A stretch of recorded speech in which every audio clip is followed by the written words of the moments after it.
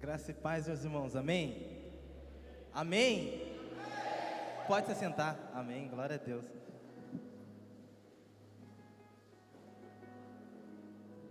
Encerramento dessa nossa série, muito boa, com palavras maravilhosas. E hoje Deus, Ele preparou essa oportunidade para nós estarmos aqui, para juntamente adorarmos a Ele, exaltarmos ao nome dEle. Meus irmãos, sem perca de tempo, eu prometo que você, bem rápido e objetivo, naquilo que o Senhor Ele ministrou no meu coração. Abra a sua Bíblia comigo em Apocalipse 3, a partir do verso 14. Apocalipse 3, a partir do verso 14. Se você não trouxe sua Bíblia, por favor, acompanhe no telão. Irmãos, a palavra de Deus, ela vai nos dizer assim, ó: ao anjo da igreja de Laodiceia escreve o seguinte: esta é a mensagem do Amém, da testemunha fiel e verdadeira, daquele que por meio de quem Deus criou todas as coisas. Eu sei que vocês têm feito, sei que não são nem frios e nem quentes, como gostaria que fossem uma coisa ou outra, mas porque são apenas mornos, nem frios nem quentes, vou logo vomitá-los da minha boca.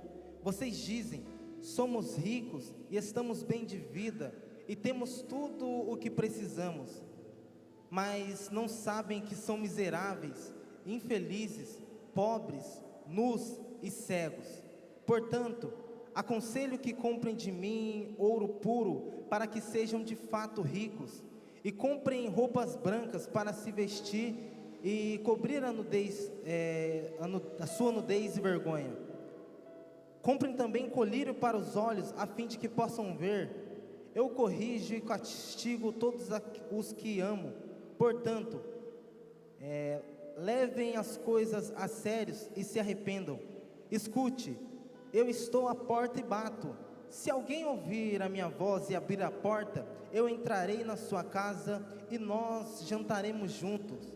Aos que conseguirem a vitória, eu darei o direito de se sentarem ao meu lado do trono, assim como eu consegui a vitória e agora estou sentado do lado do trono do meu Pai. Portanto, se vocês têm ouvidos para ouvir, então ouçam o que o Espírito de Deus diz às igrejas.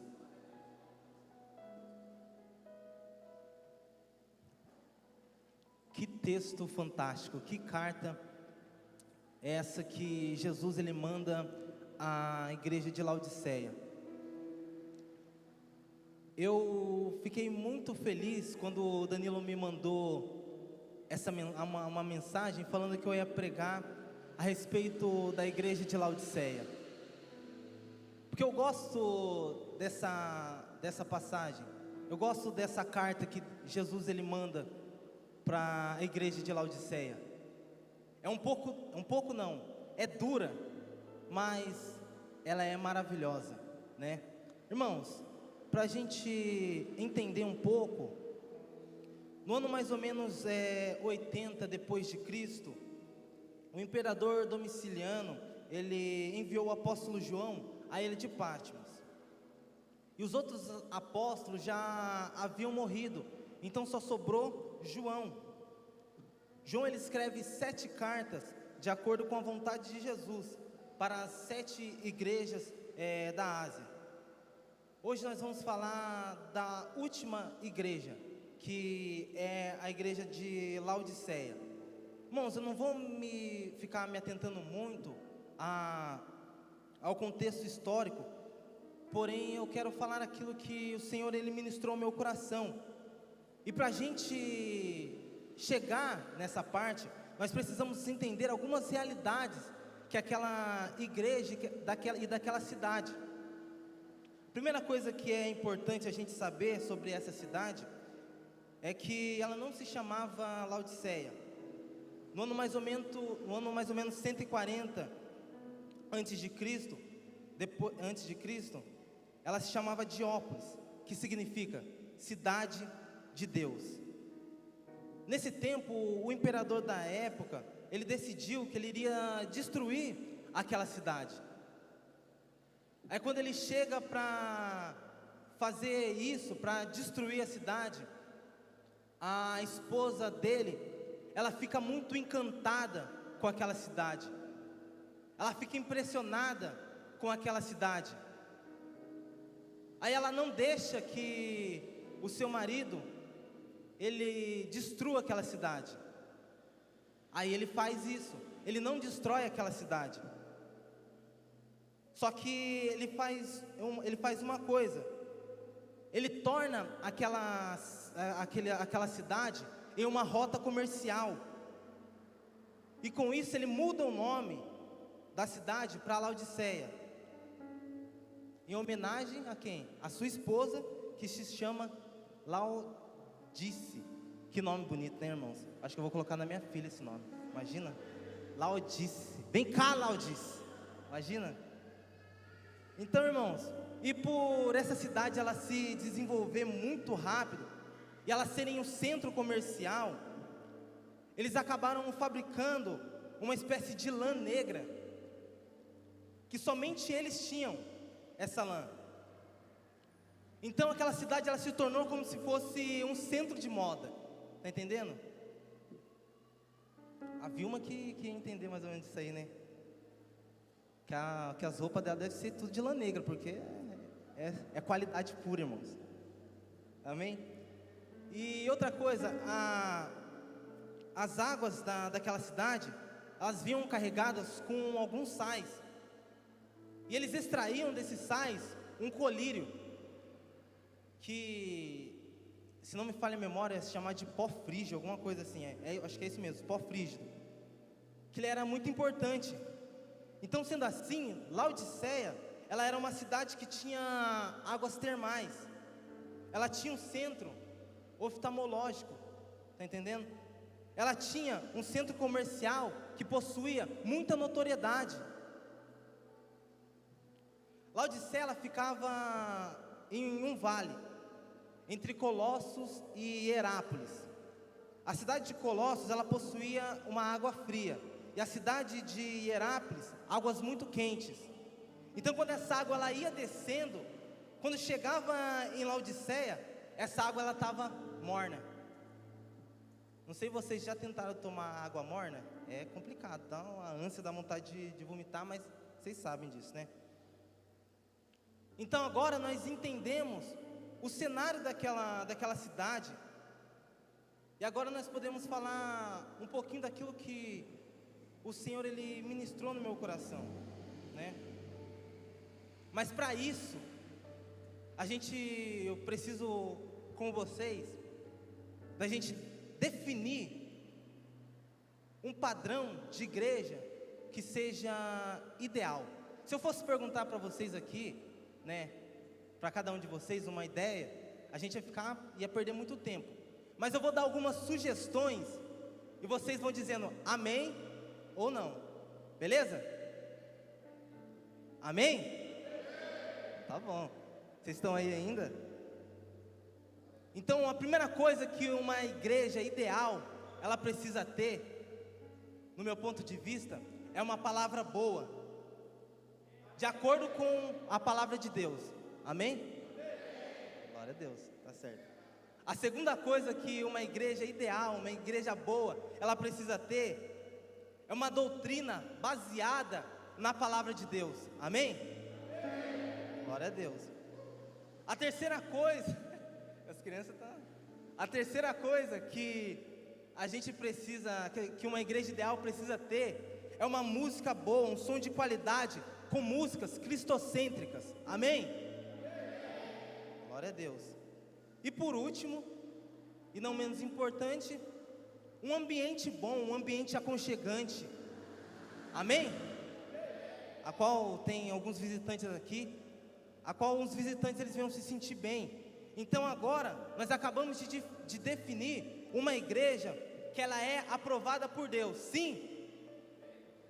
Diminui, irmão, vocês estão com medo, eu sei que vocês estão com medo, mas Agora, de acordo com tudo isso que eu falei, a gente acabou de definir uma igreja ideal, uma igreja que seja boa, amém? Então tá bom. A igreja de Laodiceia, ela possuía todas essas características. As outras igrejas, elas foram repreendidas pelo Senhor porque elas apresentavam diversos problemas, mas Laodiceia, ela não tinha nenhum desses problemas.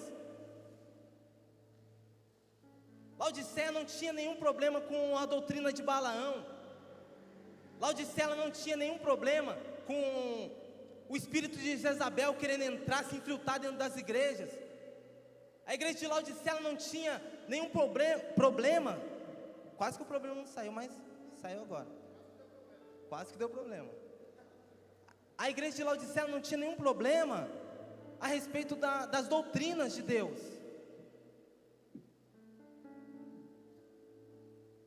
Mas irmãos, se nós pararmos para prestar atenção, e é como eu falei no início, essa foi a carta mais dura de Jesus para as igrejas. Foi a carta mais dura. Deus olha para aquela igreja e fala assim: ó, eu estou com vontade de vomitar quando eu olho para vocês. Agora eu quero que você pense como que é Deus tendo náuseas, Deus tendo vontade de vomitar a respeito de uma igreja. Mas a gente acabou de falar que a igreja de Laodiceia era uma igreja ideal, uma igreja boa.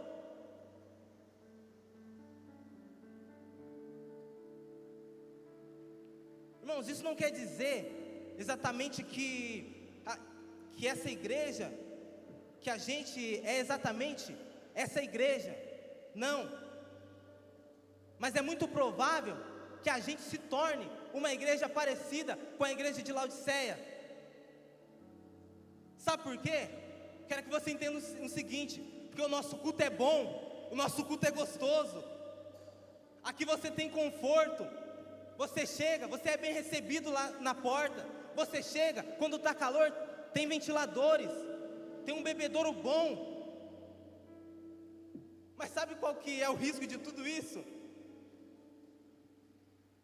É a gente começar a pensar que nós somos o fim em nós mesmos. Que é legal a gente fazer parte dessa comunidade e tá tudo certo. Foi esse o erro de Laodiceia. Eles começaram a olhar para o seu próprio umbigo. Eles começaram a olhar somente para si, para dentro de si.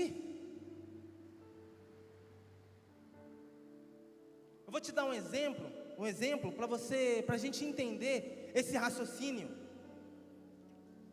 No Império Otomano, o império que ele concorreu com o Império Romano,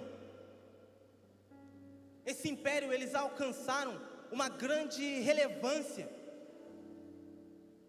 O Império Otomano, ele começou a ter muito dinheiro, a produzir riquezas. Chegou um ponto deles construir muitos castelos e ser um império muito grande. Só que eles tinham alguns problemas familiares. Porque quando tinha um imperador ou um rei que assumia, não sei, mas para vocês entenderem, não sei se é rei ou imperador, mas para vocês entenderem, quando um imperador ele assumia o trono, aqueles que eram da linhagem sucessória, eles acabavam querendo matar esse rei para assumir a sua posição. Aí sabe o que acontecia? Esses reis, esses imperadores, eles tinham que dormir um dia num quarto, outro dia no outro, para que os seus próprios familiares não o matassem, não o perseguissem. Aí depois de um tempo, além disso, os que estavam no trono, eles começaram a pensar: se eles estão querendo me matar, eu vou me adiantar e vou matar eles. e começaram a matar os seus sucessores. Mas tinham os irmãos, os primos pequenos. E da mesma forma, esses caras, eles matavam as crianças também, com medo deles assumirem o seu lugar. Olha para você ver, irmãos. Mas aí tinha alguns sábios, e eles tiveram uma ideia. Eles pegavam todas essas crianças, que eram da linhagem sucessória, e eles colocavam dentro desse palácio, num lugar escondido. Mas nesse lugar, era um lugar fechado. Só que eles tinham todos os privilégios. Eles ainda tinham a melhor comida, tinham a melhor roupa. Eles tinham tudo. Só que eles estavam presos naquele lugar. Eles não tinham contato com a sociedade. E quando eles saíam, quando chegava a hora de assumir o trono, os caras saíam de lá meio louco, porque os caras não tinham conhecimento da realidade que era no mundo. Então os caras saíam de lá meio grogue da cabeça.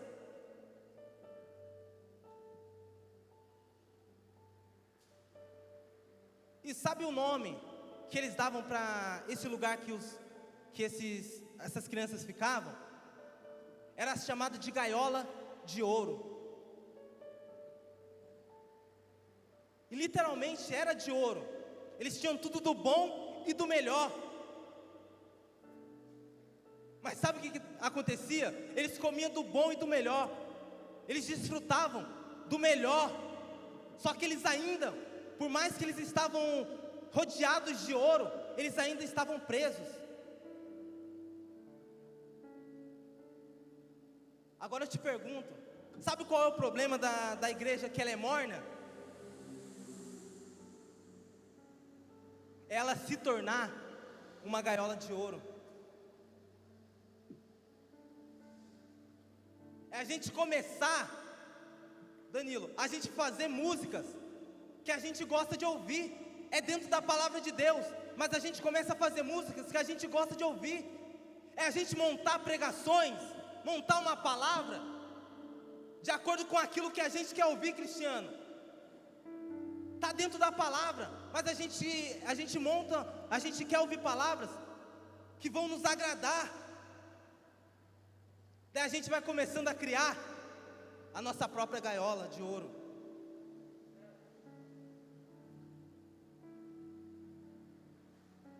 Sabe o que é isso? É a gente ser uma igreja muito louca, mas sem ter Deus nela.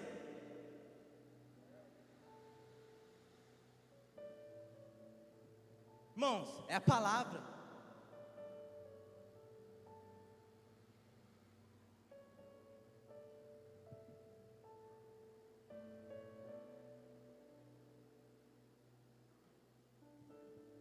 E sabe qual que é o pior de tudo isso? É que a igreja de Laodiceia era da forma que a igreja de Laodiceia, ela olhava para si mesma. Olha o que eles vão dizer no verso 17 do capítulo 3, somente a parte A. Vocês dizem, somos ricos, e estamos bem de vida, e temos tudo o que precisamos. Sabe qual que é uma das piores coisas para o ser humano? É que o ser humano ele começa a fazer uma avaliação errada sobre si. Alguns fazem avaliações, na verdade a maioria, avaliações para baixo. Aí as pessoas se cortam, as pessoas ficam deprimidas, as pessoas têm as crises de ansiedade, as pessoas têm todas essas coisas. Mas o problema de Laodiceia é que eles diziam, eu sou o máximo, não tem ninguém acima de mim. Mas tem um negócio, olha o que Jesus ele vai dizer para eles: eu te conheço, e sabe o que você é? Miserável, pobre, nu e é cego.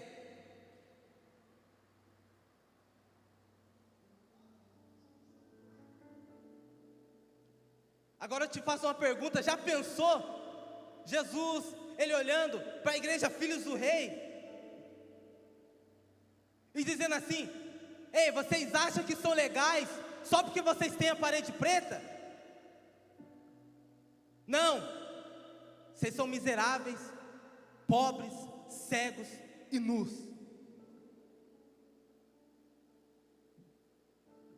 Já pensou? Já imaginou? Isso gera uma tensão. Isso gera um temor. Mas olha o que Jesus, ele sabe, ele diz: eu conheço as tuas obras. E sabe o que isso significa? É que Jesus, ele passeia no meio da igreja. Jesus, ele te vê no seu trabalho. Jesus, ele te vê na tua casa. Jesus, ele te vê na sua escola. Isso gera um temor no nosso coração. Mas da mesma forma que isso gera um temor no nosso coração, Danilo, isso tem que gerar esperança também. Sabe por quê? Porque Jesus, ele sabe exatamente o que você precisa para se tornar aquilo que ele deseja de você. Ele sabe.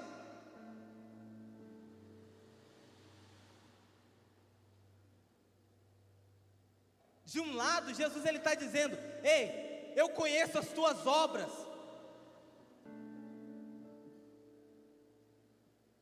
Eu sei o que você faz, eu sei o que você fez. Mas do outro lado, Jesus, ele está dizendo para nós que eu sei exatamente o que você precisa, porque Ele te fez.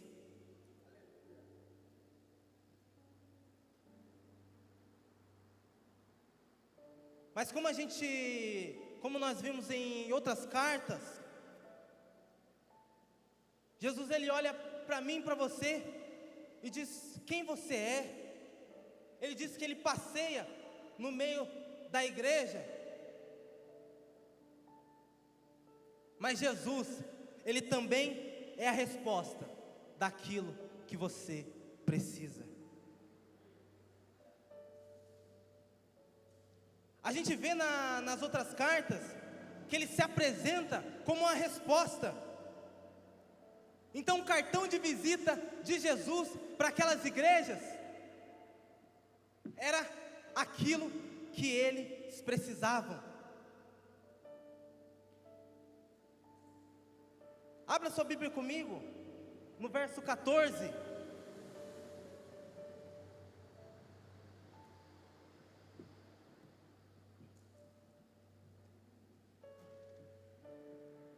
Jesus, ele vai dizer ao anjo da igreja de Laodiceia: escreva o seguinte: essa é a mensagem do Amém, da testemunha fiel e verdadeira, daquele que por meio de quem Deus criou todas as coisas.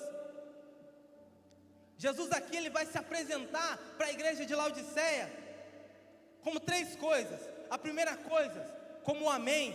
A segunda, a testemunha. E a terceira, como princípio. Porque essas três coisas são exatamente o que a igreja de Laodiceia necessita.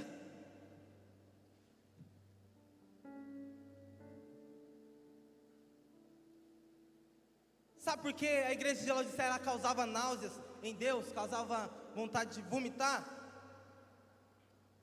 Não era por causa de eles praticarem uma doutrina errada, não. Mas era porque eles se achavam o fim em si mesmo.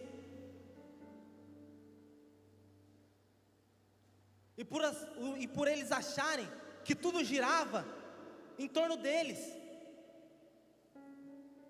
Aí Jesus ele vai dizer assim: eu sou o Amém.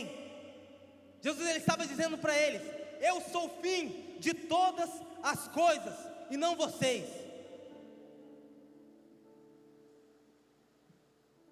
Nunca essa igrejinha de vocês, esse clubinho de vocês vai ser suficiente. Sabe por quê? Porque só existe um fim, um Amém, e o nome dele é Jesus Cristo. É só Jesus. Jesus ele se apresenta como a testemunha fiel. Sabe por que ele fala que ele é testemunha fiel? Porque a igreja de Laodiceia, Cristiano, ela não era perseguida. Ela não era perseguida. Testemunha, se você olhar a raiz no grego, ela significa mártir, ou seja, aquele que morre por uma causa. Jesus ele é testemunha fiel, porque Jesus ele foi o primeiro a morrer por uma causa. Jesus ele foi a testemunha fiel.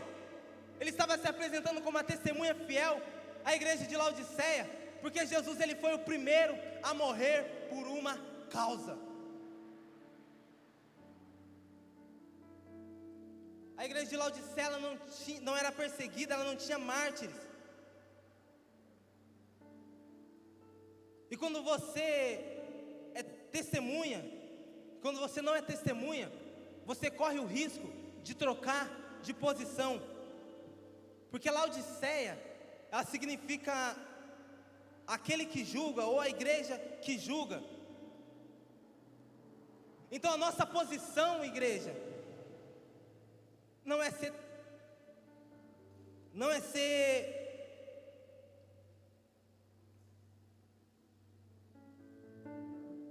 perdão, a nossa posição não é ser aquele que julga, mas é a gente ser testemunha. A nossa posição não é ser aquela pessoa que julga, mas é a gente ser testemunha. Lembra quando Jesus ele chega nos discípulos e fala assim: vocês vão ser minha testemunha, tanto em Jerusalém, na Judéia e nos confins da terra. Jesus estava chegando nos discípulos e estava dizendo assim: ó, ei, vocês estão prontos? Porque vocês vão ser minha testemunha. E vocês vão morrer em Jerusalém, na Judéia e nos confins da terra. Onde que os discípulos morreram? Em Jerusalém, na Judéia. Agora eu te faço uma pergunta aí: você está preparado para ser testemunha? Ou você quer ser aquele que julga?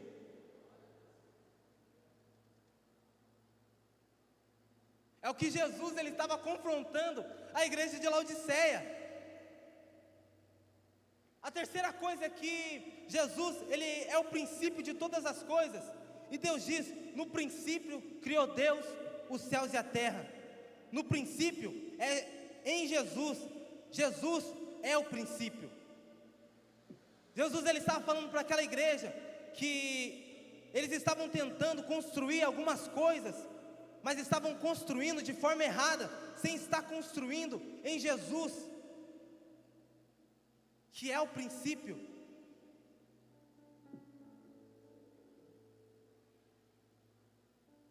Mas eu glorifico ao Deus que eu sirvo. Sabe por quê? Porque Jesus ele é educado. Jesus é um Lorde. Jesus ele diz: aconselho que comprem de mim. Jesus ele não está obrigando ninguém a nada. Jesus ele está vindo como um conselheiro.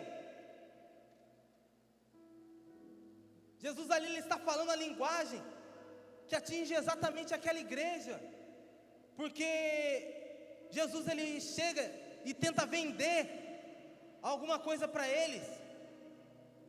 E por aquela cidade ser um ponto comercial, um ponto de comércio, Jesus ele vem e começa a dizer para ele: comprem de mim ouro puro, vestes brancas e colírios para os seus olhos, para que vocês possam ver de verdade.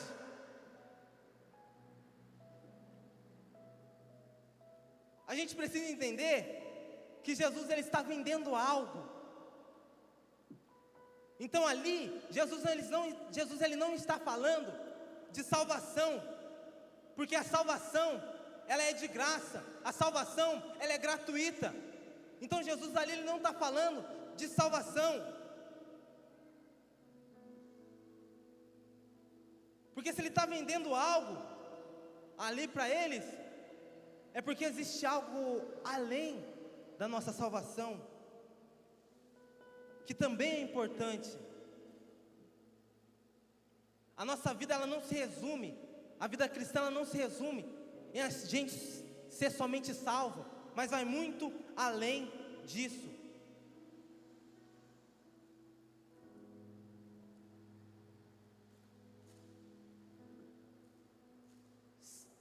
Porque quando a gente fala disso, é importante a gente entender que quando Jesus ele está falando isso de nós, é que nós precisamos acreditar naquilo que ele falou,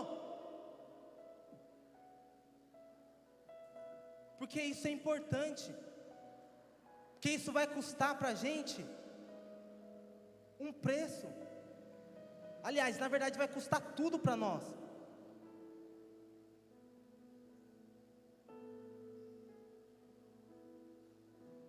Então ele fala: aconselho que comprem de mim ouro puro. Jesus ele está dizendo: para de tentar construir algo com seu ouro. Seu ouro não vale nada. O seu ouro é como se fosse palha, feno, que o fogo consome. Jesus ele está dizendo para aquela igreja que eles querem, que Jesus quer, que aquela igreja compre de Jesus o ouro puro, que é para a gente acumular tesouros nos céus, porque quando a gente tem um ouro,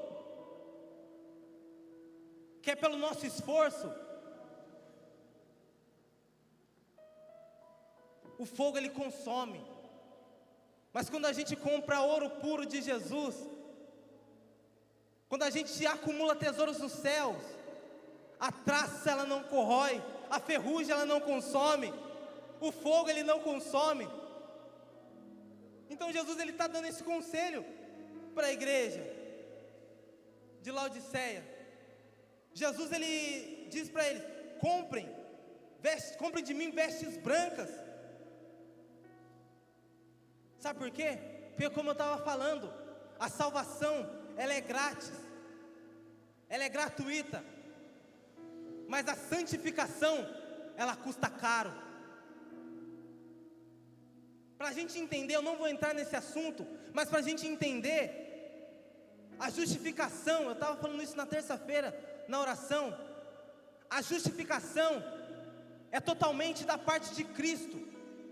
A justificação é uma declaração de Cristo para a nossa vida. Então não há nada que a gente possa fazer mediante a salvação. Isso não é com a gente.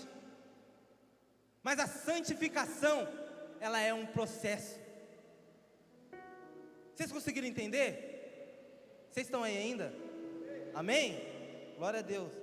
Já estou encerrando.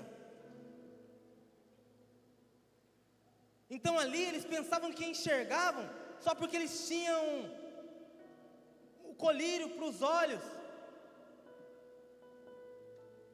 Mas Jesus ele está chamando, está convidando eles a comprarem um colírio, a qual eles não vão ver somente a um palmo na sua frente, mas eles vão começar a abrir os olhos espirituais. E como a igreja de Laodiceia, Jesus ele está nos convidando essa noite, para que a gente compre ouro dele, para que a gente compre vestes brancas dele, para que a gente compre um colírio que vem da parte dele, para que sejam abertos para nós os olhos espirituais.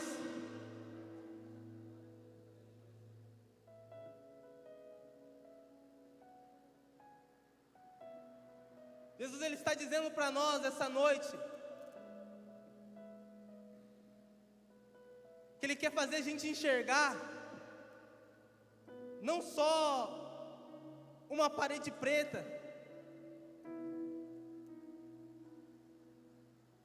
mas que na verdade a gente venha enxergar além dessas paredes, para que a gente não venha enxergar, para que a gente venha enxergar parede nenhuma.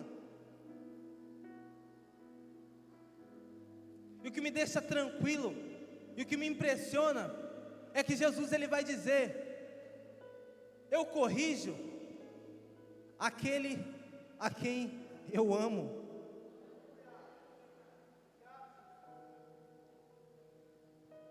E na verdade, quando a gente olha com alguns olhos, a gente vê, oh glória, que aquela carta é uma carta dura, mas isso com os meus e os seus olhos. Mas quando a gente vê pela luz da palavra, a gente vai ver que realmente aquela carta não era uma carta dura, mas era uma carta de amor de Jesus para aquela igreja.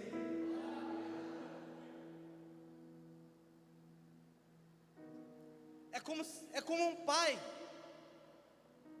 que ele vê o seu filho indo pelo caminho errado. Ele tem o poder de falar: filho, ele tem o poder de pegar e tirar ele desse caminho errado. O nosso pai, ele tem poder para nos tirar do caminho errado. Só que, como eu disse, Jesus ele é um cavaleiro, Jesus ele é educado. E além dele, em vez dele tirar a gente do caminho, ele fala: filho, vem para cá, aí não é bom. Filho, vem para cá, aí não é bom. Ele tem o poder, mas ele prefere nos aconselhar. Ele tem o poder, mas ele prefere nos dar a opção.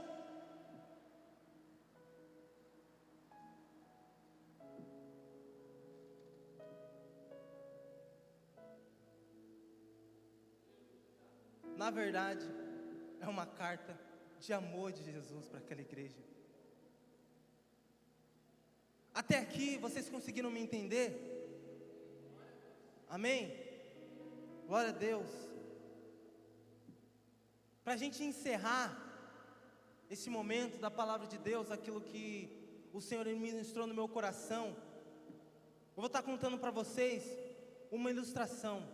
Preste bem atenção. Há muito tempo atrás, na Bélgica, tinha uma família de camponeses. E esses camponeses, eles tinham uma rotina. Eles acordavam cedo, arrumavam as suas coisas, iam trabalhar todos os dias. Isso era uma rotina. Só que chegou um tempo em que para aquela cidade foi um circo lá. E esses camponeses, quando eles foram a primeira vez, eles ficaram impressionados. Eles se alegraram muito com os palhaços daquele circo. E aquela rotina deles mudou. E ao invés deles irem para casa, quando eles saíam do serviço, eles já iam direto para o circo. Todos os dias. Essa era uma rotina deles. Aí chegou um tempo em que os palhaços eles estavam se arrumando para o show.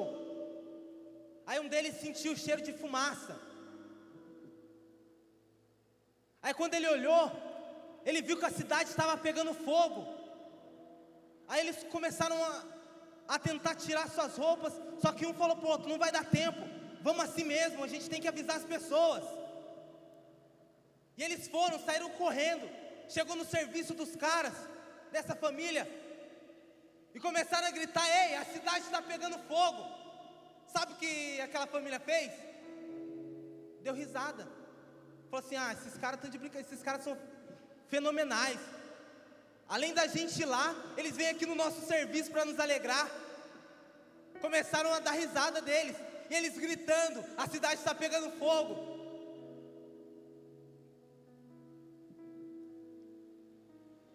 Aí eles desistiram, e quando as pessoas foram para a cidade estava destruída, o fogo consumiu tudo.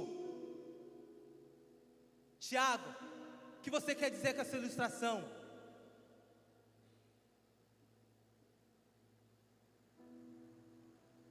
O meu maior medo, sabe qual que é? É a nossa igreja se tornar,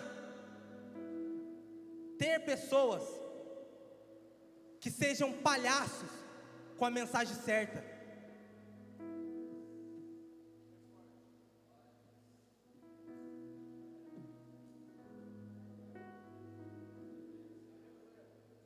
Sabe o que é isso? Sabe o que é você ser o palhaço com a mensagem certa? Oh, glória. É você chegar no seu vizinho, chegar na sua escola, chegar na sua família e dizer assim: ei, Jesus está voltando, mas você viver a sua vida como se Jesus não estivesse voltando.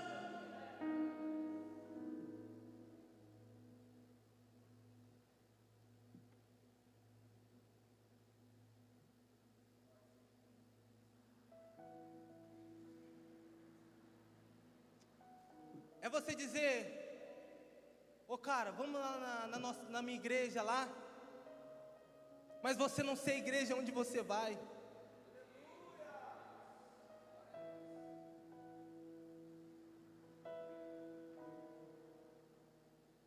Nós não podemos, como igreja, ser palhaços com a mensagem correta, mas a nossa vida tem que ser a mensagem. É a nossa vida ser a mensagem. Os músicos podem subir. Se coloque de pé, por gentileza.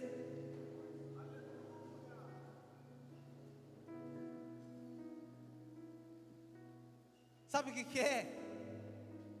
É todo culto a gente se fantasiar de palhaço e vir sexta, domingo, sexta, domingo, sexta e domingo. E quando a gente vai sair para falar para as pessoas, sabe o máximo que você vai conseguir arrancar dessas pessoas? São gargalhadas, são risos.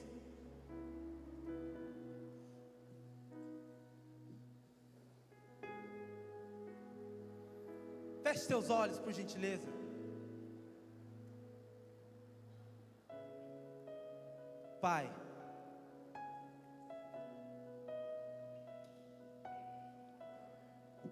muito obrigado, Pai. Obrigado por essa palavra. Obrigado, Jesus, porque o Senhor falou ao meu coração essa palavra, e o Senhor falou comigo, o Senhor me mudou. Muito obrigado, Jesus, por preparar essa oportunidade, para que os seus filhos possam entender que nós precisamos exalar a essência do Espírito Santo, que nós precisamos exalar a essência de Jesus. Muito obrigado, Jesus, por tudo que o Senhor tem feito nas nossas vidas. Obrigado, Jesus, porque o Senhor ainda fala no nosso meio. Obrigado, Jesus, porque o Senhor ainda tem liberdade para tratar no meio da sua igreja.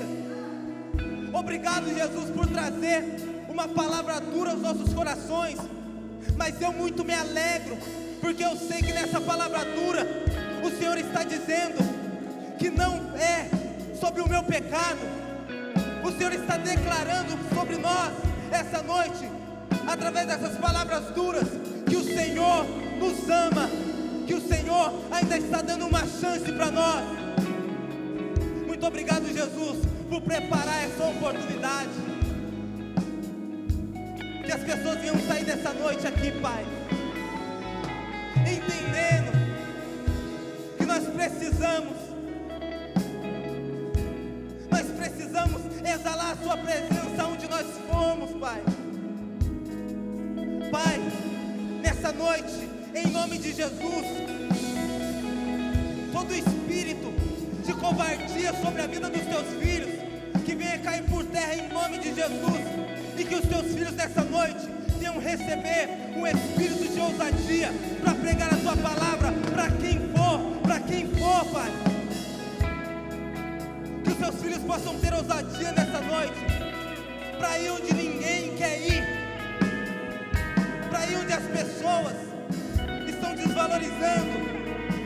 Que os Teus filhos possam ser ousados para atingir as pessoas, a qual as pessoas que se dizem santas não têm a vontade de evangelizar.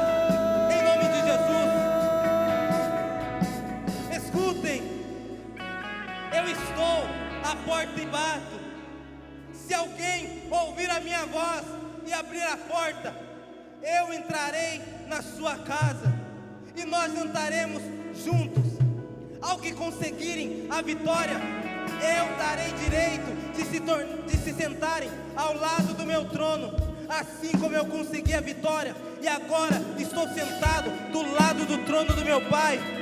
Portanto, se alguém tem ouvidos para ouvir, então ouça o que o Espírito de Deus diz às igrejas.